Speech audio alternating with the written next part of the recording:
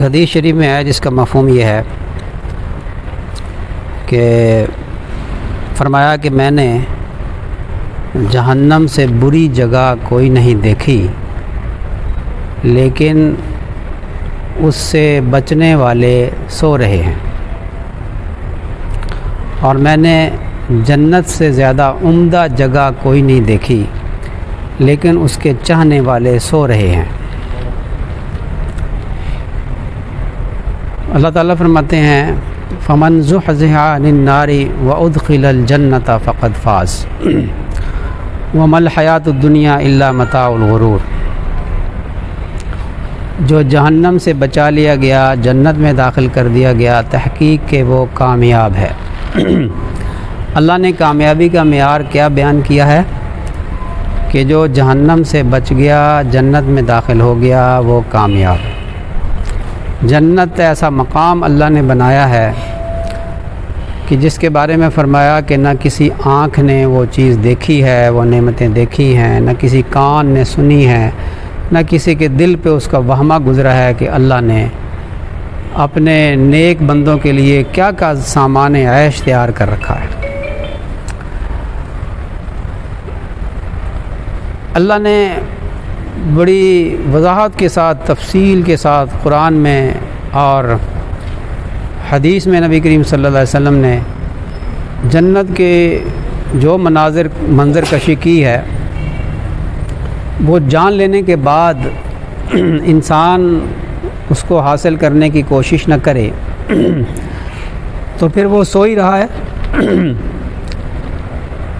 ایک آدمی جو سویا ہوا ہوتا ہے وہ غافل ہوتا ہے، اس کو اپنے نفع نقصان کا نہیں پتہ ہوتا، اسے ہوش ہی نہیں ہوتی، سویا ہوا ہے۔ تو فرمایا کہ جہنم سے بری جگہ میں نے نہیں دیکھی اور اس سے بچنے والے سو رہے ہیں، مطلب غافل ہیں کہ انسان کو اس سے بچنے کی کوشش کرنی چاہیے۔ کوئی پتہ چل جائے نا کہ آگ لگی ہوئی ہے کہیں اور وہ آگ بڑی خوفناک ہے، سیاہ رنگ کی آگ ہے، اور اس کے اندر جو ہے دنیا کی آگ کے اندر تو سانپ، بچھو، اژدہے زندہ نہیں رہ سکتے ہیں، لیکن ایسی آگ کا پتہ چل جائے کہ یہ بالکل قریب ہے، اور ایسی آگ ہے جو سیاہ رنگ کی آگ ہے اور اس کے اندر سانپ بچھو بھی ہیں، وہ آگ جن کے اوپر پڑتی ہے اس میں وہ ان کو جلاتی بھی ہے اور وہ سانپ بچھو بھی کاٹتے ہیں، تو انسان کو خوف آتا ہے کہ نہیں آتا؟ جو جاگا ہوا ہوگا اسی کو خوف آئے گا نا بھائی، جو سویا ہوا ہو اس کو کیسے خوف آئے گا؟ اچھا، کسی کو جو سویا ہوا ہے اس کو اگر جھنجھوڑ کے اٹھاتے ہیں کہ اٹھ جا، آگ آ رہی ہے، جلا دے گی تمہیں بھی، اٹھو، بچاؤ اپنے آپ کو۔ اچھا، وہ اگر نہ اٹھے، جاگے نہ، تو کیا مطلب ہوتا ہے؟ پھر وہ سویا ہوا نہیں ہے، یا وہ بے ہوش ہے یا پھر مویا ہوا ہے۔ کسی نے کہا نا ایک بزرگ کو کہ حضرت آپ بڑا جھنجھوڑتے ہیں، بیان کرتے ہیں تو بڑا جھنجھوڑتے ہیں، تو ہمارے اندر فکر ہی پیدا نہیں ہوتی، ہمارے دل سوئے ہوئے ہیں۔ اس نے کہا کہ ہمارے دل سوئے ہوئے ہیں۔ فرمایا کہ جھنجھوڑنے سے کوئی اگر نہ جاگے نا تو اس کو سویا ہوا نہیں کہتے، اس کو مویا ہوا کہتے ہیں۔ یوں کہو کہ ہمارے دل موئے ہوئے ہیں، ورنہ ایمان والوں کے دل تو ایسے ہوتے ہیں۔ اللہ فرماتا ہے قرآن میں کہ جب ان کے سامنے قرآن پڑھا جاتا ہے، وجلت قلوبہم، ان کے قلوب کو وہ جلا بخش دیتا ہے، ان کے دل جاگ جاتے ہیں، ہے نا؟ یہ قرآن عظیم الشان مومنین کے دلوں کو زندگی بخشتا ہے، جلا بخشتا ہے۔ قرآن جب پڑھا جاتا ہے تو قرآن کہتا ہے کہ سننے والے کا ایمان کو جلا بخش دیتا ہے، اس کے ایمان میں ترقی ہوتی ہے، اس کا یقین میں اضافہ ہو جاتا ہے جب وہ قرآن کو سنتا ہے۔ اور بعض نرم دل والے ایسے ہوتے ہیں کہ جن کے دل پاکیزہ ہوتے ہیں، ان کی روح پاکیزہ ہوتی ہے، قدسی روح ہوتی ہے بعض، ان کے سامنے جب قرآن پڑھا جاتا ہے تو پھر وہ ان کے آنسو بھی بہنے لگتے ہیں، آنسو بھی بہتے ہیں ان کے۔ یہ وہ لوگ ہیں جن کے دل جاگے ہوئے ہیں۔ تھوڑا سا اگر غفلت ہو گئی تو قرآن جب پڑھا جاتا ہے تو ان کے دل کے اوپر سے وہ گرد و غبار ہٹ جاتا ہے اور دل کے اندر سے وہی نور نکل آتا ہے، اور وہ نور انسان کو بے چین کر دیتا ہے۔ حضرت مولانا الیاس صاحب رحمۃ اللہ علیہ ان کی اہلیہ نے دیکھا کہ ایک کتاب پڑھ رہے ہیں، اور پڑھتے ہیں نا تو کبھی ایک دم کپ کپی سی طاری ہو جاتی ہے، اور کبھی جو ہے نا چہرے پہ بشاشت آ جاتی ہے۔ تو جب انہوں نے دیکھا تو فضائل اعمال تھی نا، یہ فضائل، اس وقت اس کا نام فضائل اعمال تو نہیں تھا۔ حضرت مولانا الیاس صاحب رحمۃ اللہ علیہ نے حضرت شیخ اپنے بھتیجے حضرت مولانا شیخ الحدیث مولانا ذکری رحمۃ اللہ علیہ سے یہ لکھوائی تھی تاکہ جماعتوں میں اس کی تعلیم ہو۔ حکایات صحابہ، فضائل قرآن، فضائل نماز، فضائل ذکر، فضائل رمضان، اور فضائل تبلیغ، فضائل صدقات، یہ حضرت مولانا الیاس صاحب رحمۃ اللہ علیہ نے لکھوائی تھیں۔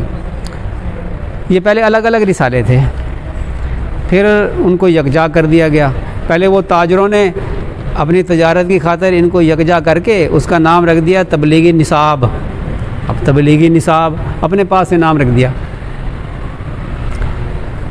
بیچنے کے لیے۔ اب وہ تبلیغی نصاب مشہور ہو گیا، تبلیغی نصاب مشہور ہو گیا۔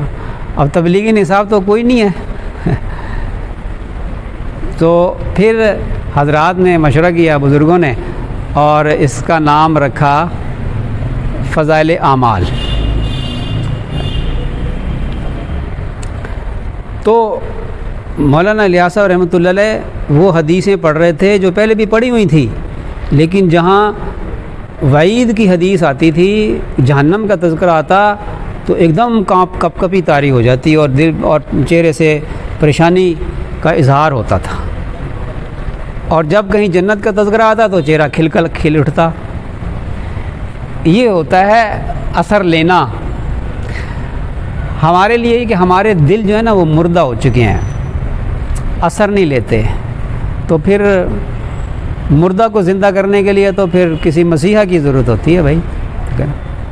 مردہ انڈے کو جو ہے نا، وہ ایک انڈا جو ہوتا ہے وہ بے جان سا ہوتا ہے بظاہر تو، لیکن وہ مرغی کے نیچے جب رکھا جاتا ہے نا 21 دن تک، بشرطے کہ مرغی بھی کڑک میں ہو 21 دن تک وہ مرغی کے نیچے رہتا ہے نا انڈا، پھر اس میں جان پڑ جاتی ہے۔ پھر اس میں جان کیسے پڑتی ہے کہ اندر سے چوزا نکل آتا ہے، خول ٹوٹتا ہے اور اندر سے چوزا نکل آتا ہے۔ تو ہمارے دل جو ہے نا وہ اثر لینا چھوڑ گئے ہیں، مردہ ہو گئے ہیں۔ تو پھر کیا کیا جائے ہے جی، کیا حل کیا جائے اس کا کہ یہ دل ہمارا پھر سے زندہ ہو جائے؟ چنگاری تو ہے اس کے اندر، ایک تو نا ایک کوئلہ جو ہوتا ہے نا، ایک سلگا ہوا کوئلہ ہوتا ہے، ذرا سا سلگا ہوا ہو اور اس کے اوپر پھر ڈھیر سارے بجھے ہوئے کوئلے رکھ دیے جائیں، تو یہ جو جلا ہوا کوئلہ ہے نا ان ساروں کو آگ لگا دیتا ہے۔ بعض اوقات خود بھی بجھ جاتا ہے نا، ذرا غور کریں مثال میں، بعض اوقات خود بھی بجھ جاتا ہے، لیکن اگر کوئی ہوا دینے والا ہو نا اور ہوا دے اس کو، تو پھر وہ ہوا اس کوئلے کو بجھنے نہیں دیتی، اور نہ صرف یہ کہ بجھنے نہیں دیتی بلکہ وہ جو دوسرے کوئلے ہیں نا ان کو بھی آگ لگا دیتا ہے یہ کوئلہ۔ آئی سمجھ میں؟ چنگاری تو موجود ہے۔ ایسی محفلوں میں بیٹھنے سے بعض اوقات کسی کے دل میں ایمان کی چنگاری لگی ہوتی ہے، اللہ کی محبت کی چنگاری لگی ہوتی ہے جی۔ تو محبت کے کہتے کسے ہیں؟ میں نے اصل میں جو آیتیں پڑھی تھی نا، میں چاہتا تھا کہ میں محبت کی تھوڑی سی تعریف کروں، کیا ہوتی ہے محبت. لفظ آ گیا اب قدرتی، عنوان تو کوئی اور شروع ہو گیا. گاڑی جو ہے کسی اور پٹڑی پہ چڑھ گئی تھی، لیکن لفظ آ گیا بیچ میں. کسی کے دل میں کوئی آگ لگی ہوئی ہے کسی کی محبت کی، تو ایمان والا تو وہ ہوتا ہے جو اللہ سے شدید محبت کرتا ہے. والذین آمنوا اشد حبا للہ، اللہ سے شدید محبت کرتا ہے. کوئی ایک محبت والا بھی محفل میں بیٹھا ہوگا نا، تو بیان کرنے والا ہوا دینے والے کی مانند ہے. وہ جب ہوا دیتا ہے نا تو پھر سارے جو بجھے ہوئے کولے ہیں نا وہ سلگ جاتے ہیں، ان کو بھی آگ لگ جاتی ہے محبت کی. یہ محبت جو ہے ایسے آتی نہیں ہے، یہ محبت جو ہے وہ اسی طرح آتی ہے جیسے میں نے بتایا کہ ایک دوسرے سے لگتی ہے. یہ متعدی ہوتی ہے، ایک دوسرے سے لگتی ہے. کونوا مع صادقین، صادقین کے ساتھ نتھی ہو جاؤ، تمہارے اندر تقوی آ جائے گا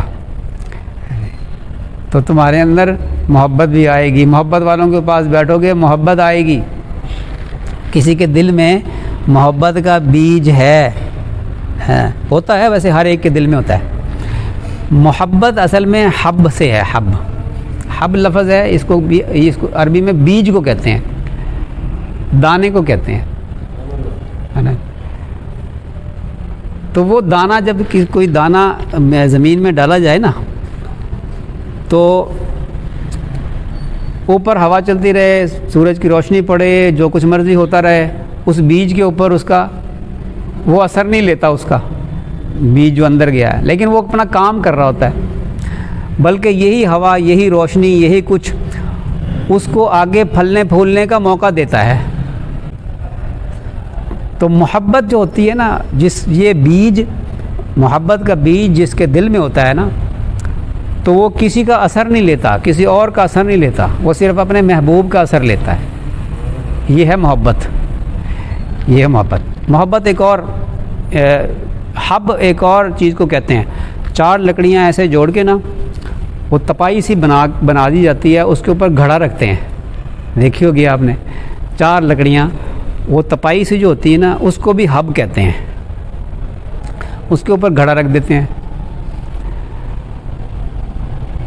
حب کا کام کیا ہے کہ وہ گھڑا کتنا بھاری، اس میں کتنا پانی ہے، وہ اس کے بوجھ کو برداشت کرتا ہے. ایسے ہی جو محب ہے اس کے وہ محبوب کی طرف سے آنے والی ہر چیز کو برداشت کرتا ہے، ہر بوجھ کو برداشت کرتا ہے. یہ ہے محبت. اچھا، بعضوں نے کہا کہ یہ لفظ حبوب سے ہے. حبوب کا مطلب ہوتا ہے جوش مارنا. پانی کے اندر جوش آتا ہے نا، اس کو حبوب کہتے ہیں. یہ محبت لفظ حبوب سے ہے، بعضوں نے کہا. تو اندر جو ہے نا کسی کی یاد میں، کسی کے لیے اندر دل جو ہے اس کے اندر ایک لگی ہوئی ہو نا، وہ ابال آیا ہوا ہو، کسی کے لیے جوش آیا ہوا ہو، اس کو کہتے ہیں اس کے دل میں محبت ہے. محبت ایمان کے ساتھ ہی ان مسلمان کے دل میں آ جاتی ہے. یہ یاد رکھیں، محبت اللہ کی محبت ایمان حاصل کرنے کے بعد کلمہ پڑھتے ہی دل میں آ جاتی ہے.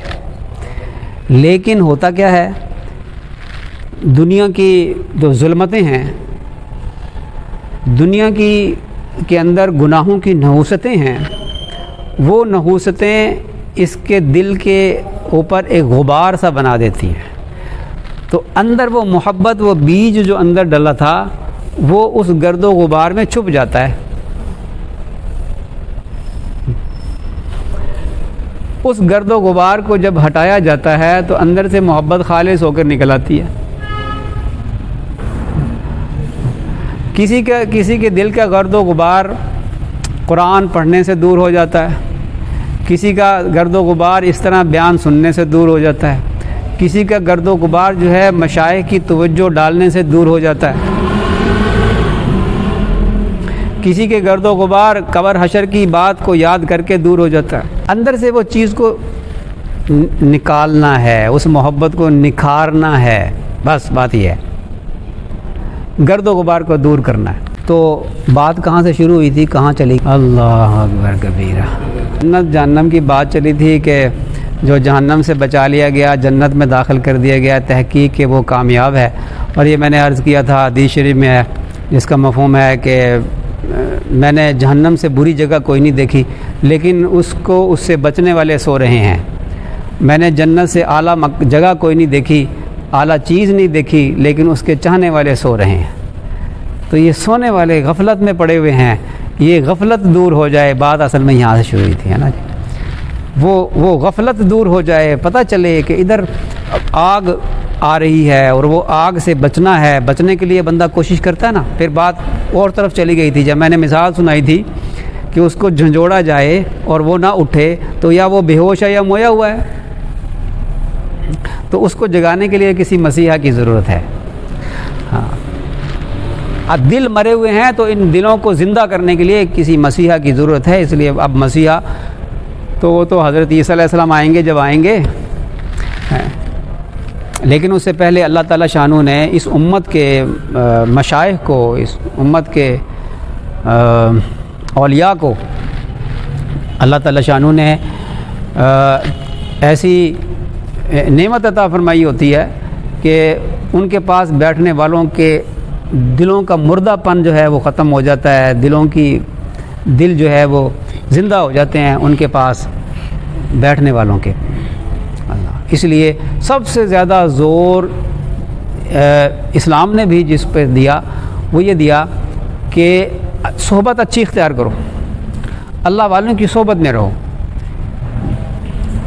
صحابہ کرام نبی کریم صلی اللہ علیہ وسلم کے زمانے میں نا عبادتیں زیادہ نہیں کرتے تھے، بلکہ نبی کریم صلی اللہ علیہ وسلم کی صحبت میں رہنے کو عبادت سے بڑھ کے سمجھتے تھے۔ انہوں نے لمبی لمبی عبادتیں نبی کریم صلی اللہ علیہ وسلم کے وصال کے بعد شروع کی ہیں، زیادہ لمبی عبادتیں۔ اس کی ایک وجہ یہ بھی تھی کہ وہ سمجھتے تھے کہ نبی کریم صلی اللہ علیہ وسلم کے ہوتے ہوئے ہم پہ عذاب نہیں آئے گا۔ اللہ نے وعدہ کیا ہے قرآن میں، جب آپ علیہ الصلوۃ والسلام کا وصال ہو گیا تو اب استغفار ہے وہ کثرت سے کرو، عبادت کثرت سے کرو تو پھر عذاب سے بچیں گے۔ تو ایک وجہ یہ تھی۔ دوسری بڑی وجہ یہ تھی کہ نبی کریم صلی اللہ علیہ وسلم کے حیات مبارکہ میں آپ کی صحبت سے جو فیض ملے گا وہ تنہائی میں عبادت سے نہیں ملے گا۔ اللہ نے وہ فیوزات برکات نبی کریم صلی اللہ علیہ وسلم کے سینہ سے آگے سینوں میں منتقل کیے ہیں۔ اب جن کو وہ کمالات اور وہ انوارات اور فیوزات جن کے سینوں میں ہوں گے ان کے پاس بیٹھنے سے وہ فیض ملے گا۔ اس لیے بزرگ اس پر زور دیتے ہیں کہ مشائخ صوفیہ کی صحبت میں رہو۔ حضرت شیخ الحدیث رحمۃ اللہ علیہ نے فضائل اعمال میں اور فضائل صدقات میں جگہ جگہ لکھا ہے کہ یہ اخلاص اللہ والوں کی جوتیاں سیدھی کیے بغیر نہیں ملے گا۔ تو وہ محبت بھی جو ملے گی جس کا میں نے ذکر کیا وہ محبت والوں کے پاس بیٹھنے سے ملے گی۔ دنیا سے بے رغبتی کیسے آئے گی؟